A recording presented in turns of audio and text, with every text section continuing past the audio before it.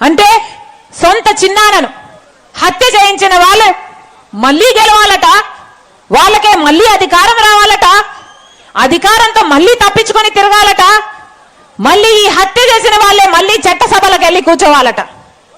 ఇది ఎక్కడి న్యాయం అని అడుగుతున్నాం. మళ్ళీ హత్య చేయించిన వాళ్ళకే మీరు టికెట్ ఇచ్చారు అంటే ఇది అహంకారం కాదా అని అడుగుతున్నాం. ఈ అన్యాయాన్ని తట్టుకోలేకే ఈరోజు రాజశేఖర్ రెడ్డి బిడ్డ ఎంపీగా పోటీ చేస్తుంది. నేను చేస్తున్నది తప్ప? ఇది తప్ప? వివేకానంద రెడ్డి గారి హత్య జరిగితే అది కుటుంబ విషయమా?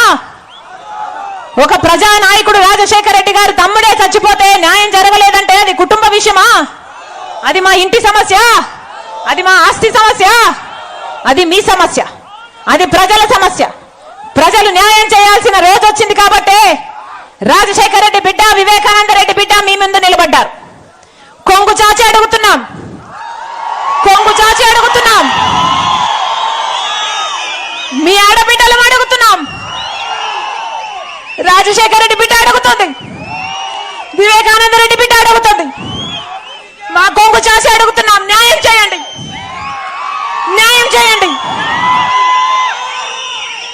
మీరే నిర్ణేతలు, మీరే నిర్ణేతలు. ఒకవైపు రాజశేఖర్ రెడ్డి బిడ్డ నిలబడింది, ఇంకోవైపు రాజశేఖర్ రెడ్డి గారి తమ్ముడిని వివేకానంద రెడ్డి గారి హత్య చేయించిన అవినాష్ రెడ్డి గారు ఇంకోవైపు నిలబడ్డారు. మీకు ఎంపీగా ఎవరు కావాలో? రాజశేఖర్ రెడ్డి బిడ్డ కావాలో, లేకపోతే హత్య చేసిన అవినాష్ రెడ్డి గారు కావాలో మీరు తెలుసుకోండి. ఒకవైపు న్యాయం ఉంది, ఇంకోవైపు అధికారం ఉంది. ఒకవైపు ధర్మం ఉంది, ఇంకోవైపు డబ్బు ఉంది. మీరు ఏ వైపు నిర్ణయించుకోవాల్సిన సమయం వచ్చింది. నేను రాజశేఖర్ రెడ్డి బిడ్డను, నేను రాజశేఖర్ రెడ్డి బిడ్డను. పులి కడుపున పులే పుడుతుంది.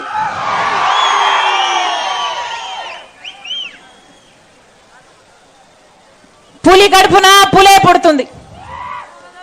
ఈ రాజశేఖర్ రెడ్డి బిడ్డ ఎవ్వరికి భయపడేది కాదు.